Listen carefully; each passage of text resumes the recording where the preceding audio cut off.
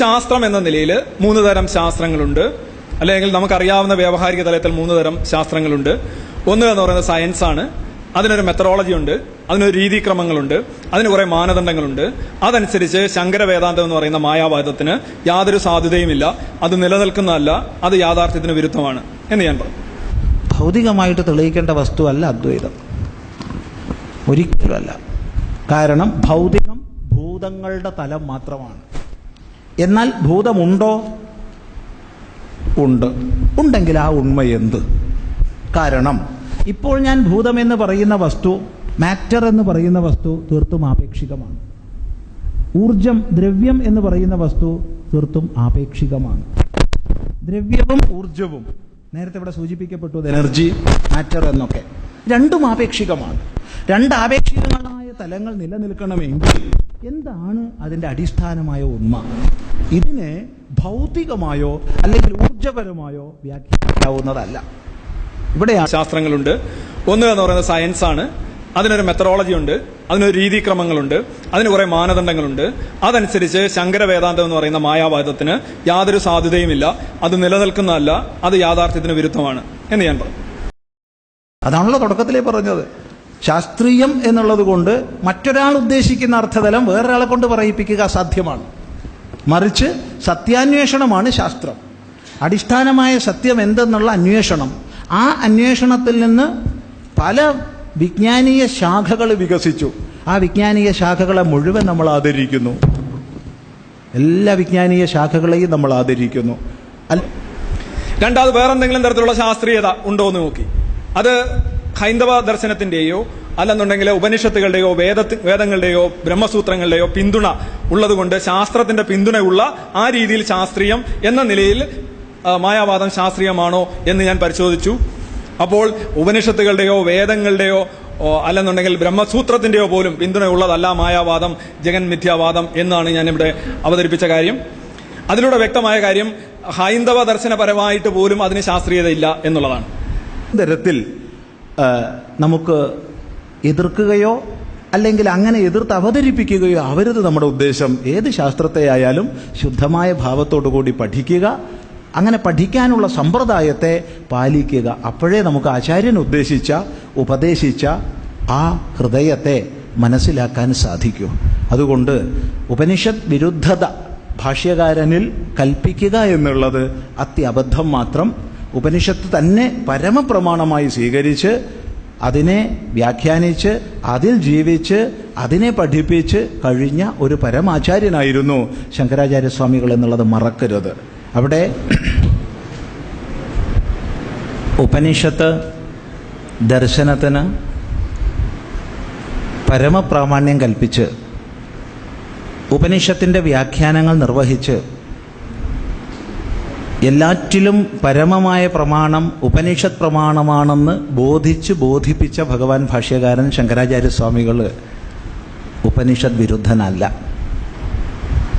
ഇവിടെ സ്വയമാത്മാ ചതുഷ്പാത് എന്ന് പറഞ്ഞെടുത്ത് ആ ശ്രുതിവാക്യത്തെ നിഷേധിക്കുകയോ നിന്ദിക്കുകയോ അല്ല ഭാഷ്യകാരൻ ചെയ്തത്.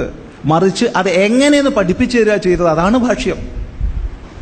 അവിടെയാണ് കിം ഗവാമിവ പശുക്കളെ പോലെയാണോ? അല്ല, കർഷാപണം പോലെയാണെന്ന് പറഞ്ഞത്.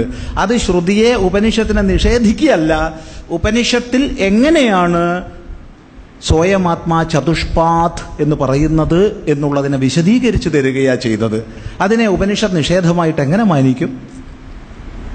അപ്പോൾ ഉപനിഷത്തുകളുടെയോ വേദങ്ങളുടെയോ അല്ലെന്നുണ്ടെങ്കിൽ ബ്രഹ്മസൂത്രത്തിന്റെയോ പോലും പിന്തുണയുള്ളതല്ല മായാവാദം, ജഗൻ മിഥ്യാവാദം എന്നാണ് ഞാനിവിടെ അവതരിപ്പിച്ച കാര്യം. അതിലൂടെ വ്യക്തമായ കാര്യം ഹൈന്ദവ ദർശനപരമായിട്ട് പോലും അതിന് ശാസ്ത്രീയതയില്ല എന്നുള്ളതാണ്.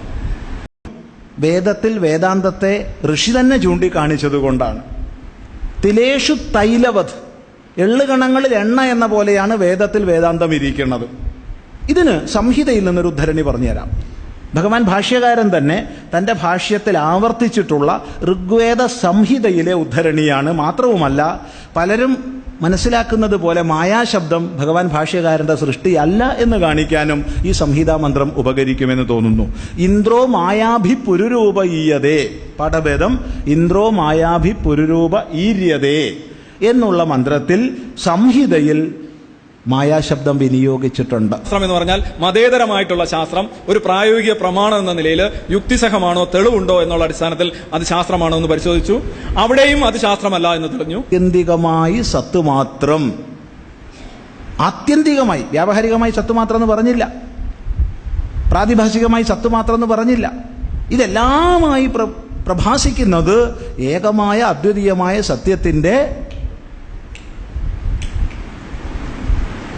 സത്യത്തിന്റെ പ്രകടീകൃത ഭാവങ്ങളാണ്.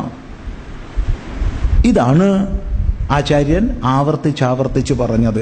ഇതിനുള്ള ഏകമായ സോഴ്സ് ഉപനിഷത്താണ്.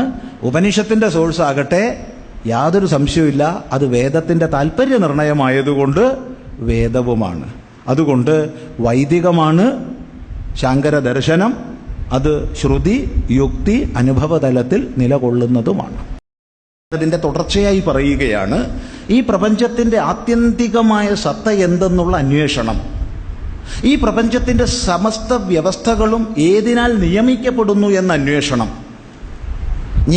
ഞാൻ എന്ന് നമ്മളെല്ലാം അനുദിനം ഏറ്റവുമേറെ പറയുന്ന ഈ ഞാനെന്ന അനുഭവത്തിന്റെ അടിസ്ഥാനം ഇതെന്തെന്ന് അന്വേഷിച്ച് മുന്നോട്ട് പോയ ഋഷീശ്വരന്മാര് അവർ തീർത്തും ശാസ്ത്രത്തിന്റെ രീതിയാണ് അനുവർത്തിച്ചത്. യുക്തിയുക്തമായത് മാത്രം സ്വീകരിക്കണം, യുക്തിരഹിതമായത് ആര് പറഞ്ഞാലും തള്ളിക്കളയണമെന്ന് ഉപദേശിച്ചത് ഋഷിമാരാണ്. ആ ഋഷിമാരുടെ അന്വേഷണം വ്യത്യസ്ത തലങ്ങളിലൂടെ കടന്നു പോകുന്നത് നമ്മൾ കാണുന്നു. കൂടുതൽ കൂടുതൽ സൂക്ഷ്മ തലങ്ങളിലേക്ക് കടന്നു പോകുന്നത് കാണുന്നു. അങ്ങനെ കൂടുതൽ സൂക്ഷ്മ തലത്തിലേക്ക് അന്വേഷിച്ച് ആത്യന്തികമായ സത്തയെ ബോധിക്കുന്ന ആ സാക്ഷാത്കാര തലത്തിലേക്ക് ഉയർന്നവര് അവരാണ് വേദാന്തത്തെ ഉപദേശിച്ചത്.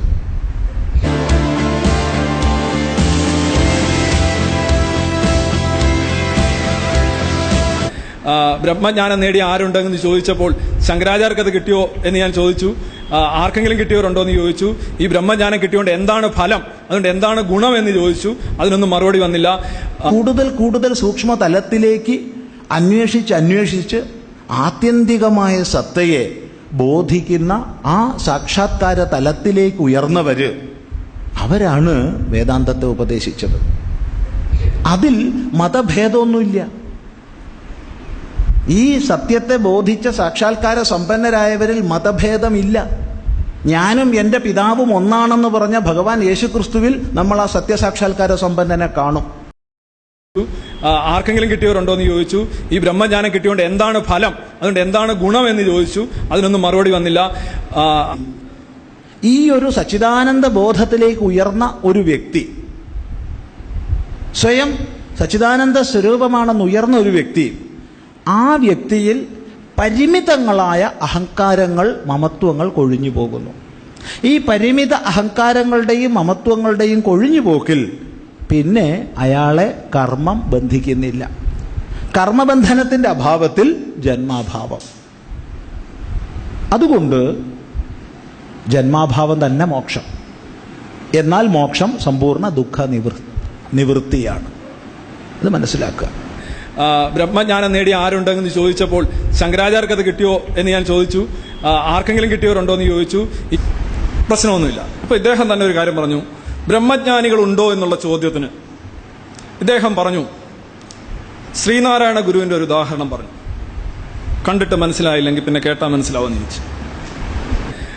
ബ്രഹ്മജ്ഞാനം നേടി ആരുണ്ടെന്ന് ചോദിച്ചപ്പോൾ ശങ്കരാചാര്യർക്ക് അത് കിട്ടിയോ എന്ന് ഞാൻ ചോദിച്ചു. ആർക്കെങ്കിലും കിട്ടിയവരുണ്ടോ എന്ന് ചോദിച്ചു. പ്രശ്നമൊന്നുമില്ല. അപ്പൊ ഇദ്ദേഹം തന്നെ ഒരു കാര്യം പറഞ്ഞു. ബ്രഹ്മജ്ഞാനികൾ ഉണ്ടോ എന്നുള്ള ചോദ്യത്തിന് ഇദ്ദേഹം പറഞ്ഞു, ശ്രീനാരായണ ഗുരുവിന്റെ ഒരു ഉദാഹരണം പറഞ്ഞു. കണ്ടിട്ട് മനസ്സിലായില്ലെങ്കിൽ പിന്നെ കേട്ടാൽ മനസ്സിലാവുമെന്ന് ചോദിച്ചു.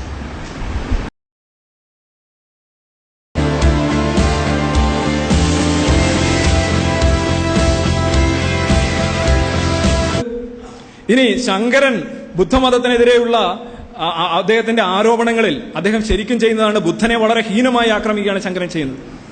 ബുദ്ധൻ രണ്ട് രീതിയിൽ അദ്ദേഹം ഡെലീരിയസ് ആണ് എന്നുള്ള പദമാണ് പറയുന്നത്. ഭഗവാൻ ഭാഷ്യകാരൻ പ്രധാനമല്ലനായിട്ട് സ്വീകരിച്ച് ഏറ്റവും അധികം വിമർശിക്കുന്നത് ഒന്ന് ബൗദ്ധന്മാരെയാണ്, രണ്ട് സാഖ്യന്മാരെയാണ്. എന്നോട് പറയാം, ഭഗവാൻ ഭാഷ്യകാരൻ ശങ്കരാചാര്യ സ്വാമികൾ തന്റെ ഭാഷ്യങ്ങളിൽ പ്രധാന മല്ലനായി സ്വീകരിച്ച് ഏറ്റവും അധികം വിമർശിക്കുന്നത് ബൗദ്ധന്മാരെയാണ്, 2 സാഖ്യന്മാരെയാണ്. എന്നാൽ 10 ഉപനിഷത്തുക്കളുടെ ഭാഷ്യത്തിലും ബ്രഹ്മസൂത്ര ഭാഷ്യത്തിലും ഭഗവത്ഗീത ഭാഷ്യത്തിലും ഒരിടത്ത് പോലും ശ്രീബുദ്ധനെ നിന്ദിച്ചിട്ടില്ല. ബൗദ്ധന്മാരെ കണക്കിന് നിന്ദിക്കുന്നു, ബൗദ്ധന്മാരെ കണക്കിന് പരിഹസിക്കുന്നു, അവരെ കൊണ്ട് ബുദ്ധിഭ്രമം സംഭവിച്ചവരെന്ന് പറയുന്നു. പക്ഷെ ഒരിടത്ത് പോലും ശ്രീബുദ്ധനെ വിമർശിച്ചിട്ടില്ല. തെറ്റ് ഞാൻ ചൂണ്ടിക്കാണിക്കാം. ശാരിക ഭാഷ്യ 2:2:32 കുറച്ചുകൂടെ മനസ്സിലാവുന്ന ഭാഷ എൻ്റെ ഇംഗ്ലീഷിൽ പറയാം. Thus by inventing 3 contradictory systems, the reality of the world, the reality of knowledge and total voidism, it is clear that Buddha was either a man who simply made delirious statements, or else he had a hatred for mankind that induced him to create such a stupid philosophy so that they would become confused. Sarika ഭാഷ്യം എന്ന് പറഞ്ഞാൽ ശങ്കരാചാര്യര് ബ്രഹ്മസൂത്രത്തിന് എഴുതിയ ഭാഷ്യമാണ്. 2:2:32. So he's wrong. Then 2, ബൗദ്ധ ശബ്ദത്തിന് ബുദ്ധൻ എന്ന അർത്ഥമില്ല.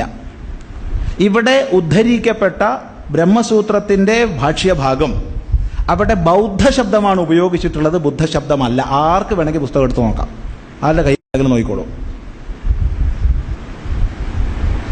ബൗദ്ധന് ബുദ്ധൻ എന്ന അർത്ഥമില്ല. അവിടെ സ്വാർത്ഥത്തിലല്ല അണുവിഹിതമായിട്ടുള്ളത്, അണ് തസ്യാർത്ഥത്തിലാണ്. തസ്യ ഇതമിതി തസ്യ അയമിതി എന്നുള്ള അർത്ഥത്തിലാണ് അണുപ്രത്യയം വരുന്നത്. ആ അണുപ്രത്യയം വരുമ്പോഴാണ് ബുദ്ധശബ്ദം ബൗദ്ധ ശബ്ദമാകുന്നത്. അതാണ് നേരത്തെ പറഞ്ഞത്. ഒരിടത്ത് പോലും ബുദ്ധനെ വിമർശിക്കാത്ത ഭാഷ്യകാരൻ നിശിതമായി, ഇത്രയ്ക്കൊക്കെ വേണോന്ന് തോന്നിപ്പോവും, അത്രയ്ക്കധികം നിശിതമായി ബൗദ്ധന്മാരെ വിമർശിച്ചിട്ടുണ്ട്. എൻലൈറ്റൻഡ് എന്നുള്ളതാണ് ബുദ്ധ എന്നുള്ള ഉണർന്നവൻ എന്നുള്ള അർത്ഥമാണുള്ളത്. സിദ്ധാർത്ഥൻ എന്നായിരുന്നു അദ്ദേഹത്തിന്റെ പേര് നമുക്കറിയാം. അദ്ദേഹത്തിന് ബുദ്ധ എന്നുള്ള പേര് കിട്ടിയിട്ടുള്ള ബുദ്ധ ശബ്ദത്തിന്റെ അർത്ഥം അറിയാം. ഇവിടെ ഹിസ് എന്ന് വെച്ച് തന്നെയാണ് പറയുന്നത്. അത് ബുദ്ധൻ അവിടെ ഉദ്ദേശിച്ചിരിക്കുന്നത് സിദ്ധാർത്ഥൻ തന്നെയാണ്. അത് ആ സ്റ്റേറ്റ്മെന്റ് ഒന്നുകൂടെ വായിച്ചാൽ അദ്ദേഹത്തിന് ബോധ്യപ്പെടും. ശ്രീബുദ്ധനെ ശങ്കരാചാര്യർ നിന്ദിച്ചു എന്ന് താങ്കൾ പറയുന്ന വാദത്തിന്റെ യഥാർത്ഥ ശ്ലോകവും അതിന്റെ അർത്ഥവും വ്യക്തമാക്കാമോ? ഇംഗ്ലീഷ് അല്ല, സംസ്കൃത ശ്ലോകമാണ് ഉദ്ദേശിക്കുന്നത്. ഞാനത് വായിച്ചു കഴിഞ്ഞു, അതിന്റെ നമ്പരും പറഞ്ഞു കഴിഞ്ഞു, നിങ്ങൾക്ക് പരിശോധിക്കാവുന്നതാണ്. ഏത് ശാസ്ത്രത്തെയായാലും അതിന്റെ ശുദ്ധമായ സമ്പ്രദായത്തിനനുസരിച്ച് ഗുരുശിഷ്യ പാരമ്പര്യക്രമത്തിൽ പഠിച്ച് വന്നിട്ടുള്ള ആചാര്യന്മാർ എഴുതിയിട്ടുള്ളതിനെ, മനസ്സിലാക്കിയിട്ടുള്ളതിനെ ആ രീതിയിൽ പഠിക്കാൻ ഏത് ഭാഷയിലും നമുക്ക് ഗ്രന്ഥങ്ങളുണ്ട്. അതുകൊണ്ട് ഇംഗ്ലീഷ് പഠിച്ചു എന്നുള്ളത് ഒരിക്കലും ദോഷമല്ല. പക്ഷെ ഒന്ന് മനസ്സിലാക്കണം. അതെന്തേ മനസ്സിലാക്കേണ്ടത്? ഞാൻ ഏതെങ്കിലും തർജ്ജമയെ അവലംബിച്ച് പഠിക്കുകയാണെങ്കിൽ മൂലഭാഷ സംസ്കൃതത്തിന് മാത്രമുള്ളൊരു പ്രശ്നമല്ല. ആ മൂലഭാഷയിൽ ഉപയോഗിക്കപ്പെട്ട ശബ്ദത്തിന്റെ ശുദ്ധാർത്ഥങ്ങൾ പൂർണ്ണമായി എനിക്ക് മനസ്സിലായിക്കൊള്ളണമെന്നില്ല. ഇത് ഞാൻ മനസ്സിലാക്കണം. ശാരിക ഭാഷ്യ 2:2:32 കുറച്ചുകൂടെ മനസ്സിലാവുന്ന ഭാഷ എൻ്റെ ഇംഗ്ലീഷിൽ പറയാം. ശ്രീബുദ്ധനെ ശങ്കരാചാര്യർ നിന്ദിച്ചു എന്ന് താങ്കൾ പറയുന്ന വാദത്തിന്റെ യഥാർത്ഥ ശ്ലോകവും അതിന്റെ അർത്ഥവും വ്യക്തമാക്കാമോ? ഇംഗ്ലീഷ് അല്ല, സംസ്കൃത ശ്ലോകമാണ് ഉദ്ദേശിക്കുന്നത്. ഞാനത് വായിച്ചു കഴിഞ്ഞു, അതിന്റെ നമ്പരും പറഞ്ഞു കഴിഞ്ഞു, നിങ്ങൾക്ക് പരിശോധിക്കാവുന്നതാണ്.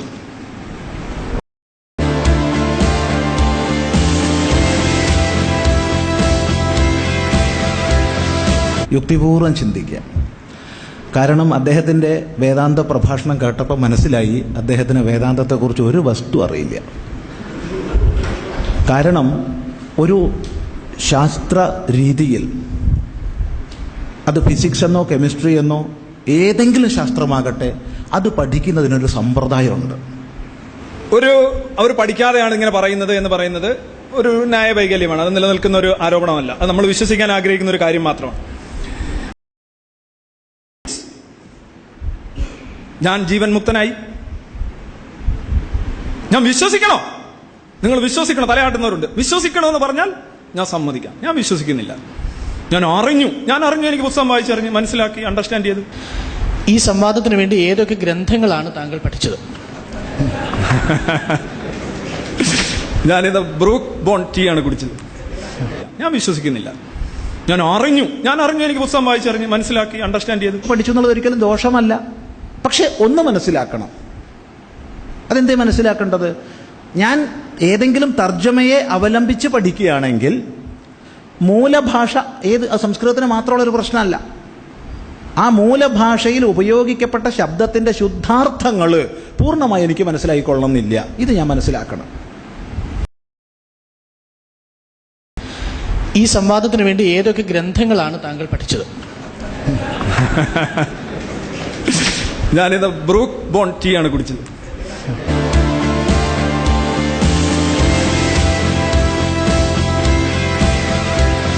ഇമ്പോർട്ടൻറ്റ്.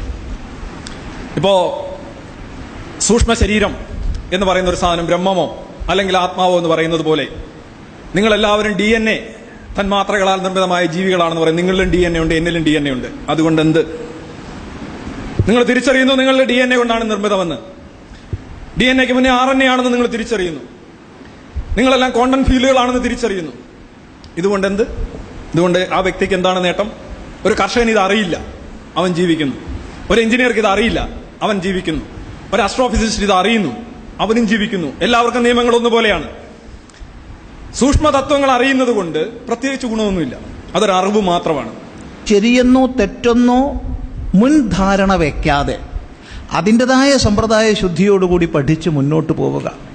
അങ്ങനെ സൂക്ഷ്മ തത്വത്തെ അറിഞ്ഞവർക്കേ ലോകത്തെ നയിക്കാൻ പറ്റൂ.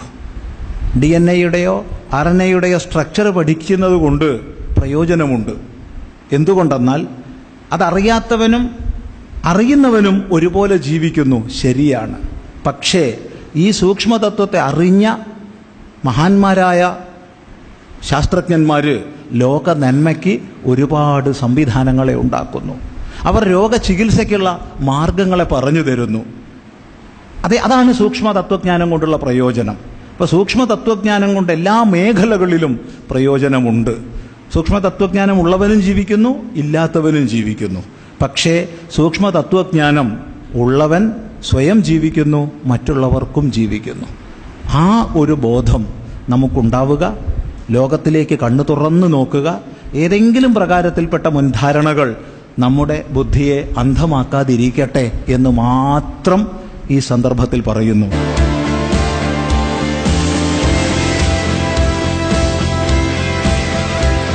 വ്യത്യാസം ഭാസമാനത്തെ സതി ഉണ്ട് എന്ന അനുഭവത്തിൽ വരുന്നു. അനുഭവത്തിലുള്ളത് പ്രമാണവിചാരം ചെയ്യുമ്പോൾ ആത്യന്തികമായി ഇല്ല എന്ന് ബോധിക്കുന്നു. എന്തോ അതിനെയാണ് മിഥ്യ എന്ന് പറയുന്നത്. ഇവിടെ ഒരു ദൃഷ്ടാന്തം എടുക്കാം. ഈ മൈക്രോഫോൺ ഇവിടെ വെച്ചു. ഈ മൈക്രോഫോണിനെ താങ്ങിക്കൊണ്ട് ഈ ഒരു സ്റ്റാൻഡ് ഉണ്ട്. ഈ സ്റ്റാൻഡ് ഞാൻ സങ്കല്പിക്കുകയാണ് ഇത് സ്റ്റീൽ കൊണ്ടുള്ള സ്റ്റാൻഡാണെന്ന്. അപ്പോൾ ഈ സ്റ്റീൽ കൊണ്ടുള്ള സ്റ്റാൻഡുണ്ട്, ഇത് ഞാൻ കാണുന്നു, ഇത് ഞാൻ അനുഭവിക്കുന്നു. ഈ സ്റ്റീൽ കൊണ്ടുള്ള സ്റ്റാൻഡ് ഇതിനെ താങ്ങി നിർത്തുന്നു. സ്റ്റാൻഡ് ഉണ്ട്, ഇല്ലെന്ന് ഞാൻ പറയില്ല. ഈ സ്റ്റാൻഡ് അസത്താന്ന് ഞാൻ പറയില്ല. അസത്താന്ന് ഞാൻ പറഞ്ഞാൽ ഈ സ്റ്റാൻഡ് ഉപയോഗിച്ച് ഈ മൈക്രോഫോൺ ഇത്ര പൊക്കത്തിൽ വെച്ച് സംസാരിക്കാൻ എനിക്ക് അധികാരമില്ല. അടുത്ത ഘട്ടത്തിൽ എന്താണ് ഈ സ്റ്റീലിലുള്ളത്? ഞാൻ അന്വേഷിച്ചപ്പോൾ മനസ്സിലായി സ്റ്റീൽ എന്നുള്ളത് ഒരു തലം വരെ മാത്രമേ ഉള്ളൂ. മോളിക്യൂളർ തലം വരെ മാത്രമേ സ്റ്റീലുള്ളൂ. അതിനേക്കാൾ ഉള്ളിൽ പോകുമ്പോൾ അത് ഫെറസും കാർബണുമായി മാറുന്നു. ഇപ്പൊ സ്റ്റീലുണ്ടോ? സബ് മോളിക്യൂളർ തലത്തിൽ സ്റ്റീലില്ല. അതേസമയത്ത് സ്റ്റീൽ ഇല്ലെന്ന് എനിക്ക് പറയാനൊക്കില്ല. സ്റ്റീൽ ഞാൻ ഉപയോഗിച്ചു. സ്റ്റീൽ ഉപയോഗിച്ചിട്ടാണ് ഈ മൈക്രോഫോണിനെ പൊന്തിച്ച് നിർത്തിയത്. ശരി, ഫെറസ് ഉണ്ട്, കാർബൺ ഉണ്ട്. ഏതുവരെ? ആറ്റമിക് തലം വരെ. ആറ്റമിക് തലത്തിനേക്കാൾ ഞാൻ സൂക്ഷ്മതയിലേക്ക് പോകുമ്പോൾ, സബറ്റോമിക് തലത്തിലേക്ക് ഞാൻ പോകുമ്പോൾ അവിടെ ഫെറസും ഇല്ല, അവിടെ കാർബണും ഇല്ല. അവിടെ കേവലം ഒരധികരണത്തിൽ പ്രവർത്തിക്കുന്ന വിപരീത ശക്തി സ്പന്ദനങ്ങളാണ് ഉള്ളത്. ഒരധികരണത്തിൽ പ്രവർത്തിക്കുന്ന വിപരീത ശക്തി സ്പന്ദനങ്ങളാണ് ഉള്ളത്. അത് കേവലം ശക്തി സ്പന്ദനമാണ്. ഈ ശക്തി സ്പന്ദനത്തെ എനിക്ക് കാണാനൊക്കില്ല. കണ്ണുകൊണ്ട് കാണാനൊക്കില്ല, ചെവി കൊണ്ട് കേൾക്കാനൊക്കില്ല. പക്ഷേ ഇത് മാനിഫെസ്റ്റഡ് രൂപത്തിലേക്ക്, പ്രകടീകൃത രൂപത്തിലേക്ക് വന്നപ്പോൾ ഇതാ വ്യവഹാരത്തിൽ ഈ ദണ്ടുണ്ട്. അപ്പൊ വ്യാവഹാരിക തലത്തിലുള്ളതും പരമാർത്ഥതലത്തിൽ വിചാരം ചെയ്യുമ്പോൾ, പ്രമാണ നിരൂപണം ചെയ്യുമ്പോൾ ഇല്ലെന്ന് ബോധിക്കുന്നതും എന്തോ അതിനെയാണ് വേദാന്ത ശാസ്ത്രത്തിൽ ഭഗവാൻ ഭാഷ്യകാരൻ നമുക്ക് മിഥ്യ എന്ന് പറഞ്ഞു തന്നിട്ടുള്ളത്. ഈ പദം ശ്രദ്ധിച്ച് പഠിക്കണം. ഇനി അദ്ദേഹം പറഞ്ഞ കുറെ കാര്യങ്ങളിലേക്ക് ആദ്യം വരാം. സ്റ്റീല്, ഇരുമ്പ്, മൈക്ക് കൊള്ളാം. ഇത് യഥാർത്ഥത്തിൽ ഭൗതിക ലോകത്തെക്കുറിച്ചുള്ള ഏറ്റവും വലിയ തെറ്റിദ്ധാരണയാണ്. നിങ്ങൾക്കറിയാം, ഒരു മൂട്ട ഒരു കട്ടിലിരിക്കുന്നു, അതിന്റെ കുഴിയിലാണ് ഇരിക്കുന്നത്. മൂട്ടയ്ക്ക് കുഴിയെക്കുറിച്ചൊരു ധാരണ ഉണ്ടാകാം, പക്ഷെ കട്ടിലിനെ കുറിച്ചൊരു ധാരണ ഇതിനുണ്ടാവില്ല. കാരണം കട്ടില് മുഴുവനായി കാണാൻ മൂട്ടയ്ക്ക് സാധിക്കില്ല. നിങ്ങൾക്ക് കുഴി കാണാം, കട്ടില് കാണാം, മൂട്ടയെ കാണാം. മൂട്ടയുടെ യാഥാർത്ഥ്യത്തിൽ കട്ടിലില്ല, നിങ്ങളുടെ യാഥാർത്ഥ്യത്തിൽ കട്ടിലുണ്ട്, മൂട്ടയുണ്ട്, കുഴിയുണ്ട്. എന്താണ് ഉദ്ദേശിക്കുന്നത്? Evolution by natural selection. The reality is a species reality. ഓരോ ജീവിവർഗത്തിനും യാഥാർത്ഥ്യത്തിന്റെ തലം നിശ്ചയിക്കപ്പെടുന്നത് അതിന്റെ അതിജീവനത്തിന്റെ സാധ്യതകളെ അനുസരിച്ചാണ്. അല്പം പരിണാമം പഠിച്ചാൽ മതി. എല്ലാ ജീവികൾക്കും യാഥാർത്ഥ്യമുണ്ട്. ഇപ്പോ ലൈറ്റിന്റെ സ്പെക്ട്രം, ഗാമ തൊട്ട് അൾട്രാ വയലറ്റ് വരെയുള്ള ഇപ്പുറത്ത് കിടക്കുന്ന സ്പെക്ട്രം, ഇൻഫ്രാറെഡ് തൊട്ട് റേഡിയോ വേവ്സ് വരെയുള്ള അപ്പുറത്തുള്ള സ്പെക്ട്രം. നമ്മൾ വിബ്ജിയോറാണ് നമുക്ക് അനുഭവവേദ്യമായിട്ടുള്ളത്. നമ്മൾ വിബ്ജിയോറെ നമ്മൾ കാണുന്നുള്ളൂ, വയലറ്റ് തൊട്ടുള്ള റെഡ് വരെയുള്ള കളേഴ്സ്. പക്ഷേ അൾട്രാ വയലറ്റ് രശ്മികൾ, അൾട്രാ വയലറ്റ് ഗാർഡ് എന്ന ഡോക്കിൻസിന്റെ ഒരു എസ്സേ ഉണ്ട്. അതിൽ ഷഡ്പദങ്ങൾ പൂക്കളെ കണ്ടെത്തുന്നതും അവയുടെ രൂപാന്തര ഘടനകൾ പഠിക്കുന്നതും അൾട്രാ വയലറ്റ് രശ്മികൾ പ്രയോജനപ്പെടുത്തിയാണെന്ന് അദ്ദേഹം പറയുന്നുണ്ട്. അപ്പോൾ അൾട്രാ വയലറ്റ് രശ്മികൾ പ്രയോജനപ്പെടുന്ന ഷഡ്പദങ്ങൾ ഉള്ളപ്പോൾ നമുക്കതിന്റെ ആവശ്യമില്ല. പക്ഷേ മനുഷ്യന്റെ ഫ്രണ്ടൽ കോർട്ടക്സ് വളരെ വിശാലമായി, വളരെയധികം വിസ്തൃതിയുണ്ടായി, മടക്കുകൾ കൂടി, അതിന്റെ പവർ വർദ്ധിച്ചപ്പോൾ നമ്മളുടെ ശരാശരി സഹജമായ മസ്തിഷ്ക ബോധത്തിനുപരിയായി സഞ്ചരിക്കാനായിട്ടുള്ള കഴിവ് അവൻ നേടിയെടുത്തു. അതിനെയാണ് നമ്മൾ സിവിലൈസേഷൻ എന്ന് പറയുന്നത്. സിവിലൈസേഷന്റെ ചാലകശക്തി എന്ന് പറയുന്നത് സയൻസ് ആണ്. അതാണ് ഞാൻ പറയുന്നത് when you defend science, when you defend civilisation എന്ന് പറയുന്നത്. അങ്ങനെയാണ് നമ്മൾ അൾട്രാ വയലറ്റ് രശ്മികളെ കുറിച്ച് പഠിക്കാനും, നമ്മൾ മൈക്രോവേവ് ആവനുകളിൽ മൈക്രോവേവ്സ് പ്രയോജനപ്പെടുത്തുന്നുണ്ട്. നമ്മൾ എക്സ്റേ, ഗാമ കഴിഞ്ഞുള്ള ഏറ്റവും ഊർജ്ജരൂപം, ഫ്രീക്വൻസി ഏറ്റവും കൂടിയ, തരംഗദൈർഘ്യം ഏറ്റവും കുറഞ്ഞ രണ്ടാമത്തതാണ് എക്സ്റേ. എക്സ്റേ നമ്മൾ പ്രയോജനപ്പെടുത്തുന്നുണ്ട്. എന്നാണ് റോൺജൻ കണ്ടുപിടിച്ചപ്പോഴാണ്. അപ്പൊ നമ്മൾക്ക് ഉപരിയായിട്ടുള്ള യാഥാർത്ഥ്യത്തിന്റെ തലങ്ങളെ നമ്മൾ പ്രയോജനപ്പെടുത്തുന്നുണ്ട്. We are having a hand shake with the areas of reality which were not known to us until then. That is we are doing in science. അടുത്ത ഘട്ടത്തിൽ എന്താണ് ഈ സ്റ്റീലിലുള്ളത്? ഞാൻ അന്വേഷിച്ചപ്പോൾ മനസ്സിലായി, സ്റ്റീൽ എന്നുള്ളത് ഒരു തലം വരെ മാത്രമേ ഉള്ളൂ. മോളിക്യൂളാർ തലം വരെ മാത്രമേ സ്റ്റീലുള്ളൂ. അതിനേക്കാൾ ഉള്ളിൽ പോകുമ്പോൾ അത് ഫെറസും കാർബണുമായി മാറുന്നു. ഇപ്പൊ സ്റ്റീലുണ്ടോ? സബ് മോളിക്യൂളാർ തലത്തിൽ സ്റ്റീലില്ല. അതേസമയത്ത് സ്റ്റീൽ ഇല്ലെന്ന് എനിക്ക് പറയാനൊക്കില്ല. സ്റ്റീൽ ഞാൻ ഉപയോഗിച്ചു. സ്റ്റീൽ ഉപയോഗിച്ചിട്ടാണ് ഈ മൈക്രോഫോണിനെ പൊന്തിച്ച് നിർത്തിയത്. ശരി, ഫെറസ് ഉണ്ട്, കാർബൺ ഉണ്ട്. ഏതുവരെ? ആറ്റമിക് തലം വരെ. ആറ്റമിക് തലത്തിനേക്കാൾ ഞാൻ സൂക്ഷ്മതയിലേക്ക് പോകുമ്പോൾ, സബറ്റോമിക് തലത്തിലേക്ക് ഞാൻ പോകുമ്പോൾ അവിടെ ഫെറസും ഇല്ല, അവിടെ കാർബണും ഇല്ല. അവിടെ കേവലം ഒരധികരണത്തിൽ പ്രവർത്തിക്കുന്ന വിപരീത ശക്തി സ്പന്ദനങ്ങളാണ് ഉള്ളത്. ഒരധികരണത്തിൽ പ്രവർത്തിക്കുന്ന വിപരീത ശക്തി സ്പന്ദനങ്ങളാണ് ഉള്ളത്. നിങ്ങളിപ്പോ തന്മാത്ര കണ്ടുപിടിക്കുമ്പോൾ പദാർത്ഥം ഇല്ലാതെയാകുന്നോ തെറ്റാകുന്നോ ഇല്ല. ആറ്റങ്ങൾ കണ്ടുപിടിക്കുമ്പോൾ തന്മാത്രകളും തെറ്റാകുകയോ ഇല്ലാതാകുകയോ ചെയ്യുന്നില്ല. സബറ്റോമിക് പാർട്ടിക്കിൾസ് കണ്ടുപിടിക്കുമ്പോൾ ആറ്റങ്ങളും തെറ്റാകുന്നില്ല. ക്വാണ്ടം ഫീൽഡ് കണ്ടുപിടിക്കുന്നെങ്കിൽ ഒരിക്കലും സബറ്റോമിക് പാർട്ടിക്കിളെ അത് നിരാകരിക്കുന്നില്ല. എല്ലാ കണ്ടുപിടുത്തങ്ങളും ശരികളിൽ നിന്ന് കൂടുതൽ ഹിതകരമായ, കൂടുതൽ സാധുതയുള്ള ശരികളിലേക്കുള്ള ഒരു പ്രയാണമാണ്. സ്റ്റീൽ എന്നുള്ള ദൃഷ്ടാന്തം മാത്രമാണ്. ദൃഷ്ടാന്തത്തിൽ ആരും കയറി പിടിച്ചേക്കരുത്. ദൃഷ്ടാന്ത തലത്തിൽ സ്റ്റീൽ എന്നുള്ളതുണ്ട് എന്ന് പറഞ്ഞു. അടുത്ത ഘട്ടത്തിൽ ഇരുമ്പ്, കാർബൺ എന്നുള്ളതിൽ നിന്ന് ഭിന്നമായിട്ട് സ്റ്റീൽ ഇല്ല. അപ്പൊ സ്റ്റീൽ ഉണ്ടെന്ന് നമ്മൾ പറയുമ്പോൾ അടിസ്ഥാനമാണത്. അടിസ്ഥാനത്തെ നിരസിച്ചുകൊണ്ടൊരു പ്രതിഭാസം ഇല്ല, അല്ലെങ്കിൽ വ്യവഹാരമില്ല. അങ്ങനെ കൂടുതൽ സൂക്ഷ്മതലത്തിലേക്ക് പോകുന്ന സമയത്ത് ദൃശ്യമായിരിക്കുന്ന ഭാവങ്ങൾ, ദേശകാല വിഭക്തമായിരിക്കുന്ന ഭാവങ്ങൾ അസ്തമിക്കുന്നു. കേവലമായ ഉണ്മ, അസ്തിത്വം എന്നുള്ളതിൽ പര്യവസാനിക്കുന്നു എന്നാണ് ഉദ്ദേശിച്ചത്.